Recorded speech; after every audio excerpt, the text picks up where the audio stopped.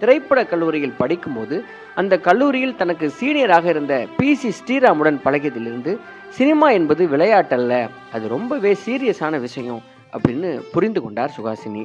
Uthiripookkal படப்பிடிப்பின் climax காட்சியிலும் Johnny படத்தின் சில காட்சிகளிலும் உதவி ஒளிப்பதிவாளராக இவர் பணியாற்றியிருக்கிறார். இயக்குனர் மகேந்திரனுக்கு சுஹாசினியின் முகம் பிடித்து போனதால தனது அடுத்த படத்திற்கு அவரை ஹீரோயின் ஆக்க வேண்டும் அப்படின்னு ஆசைப்பட்டு சுஹாசினிக்கே தெரியாம ஸ்கிரீன் டெஸ்ட் எடுத்து அதை அவரின் அப்பாவிடம் காண்பித்து நடிப்பதற்கு சம்மதமும் வாங்கியிருக்கிறார்.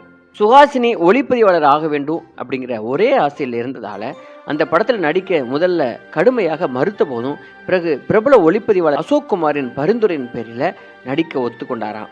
நெஞ்சத்தை கில்லாதே என்ற படத்தின் மூலம் தமிழ் திரையுலகில் காலடி எடுத்து வைத்த இவர் அந்த படத்திற்கான ஊதியமாக, அந்த படத்திற்கான சம்பளமாக 15,000 ரூபாய் வாங்கியிருக்கிறார்.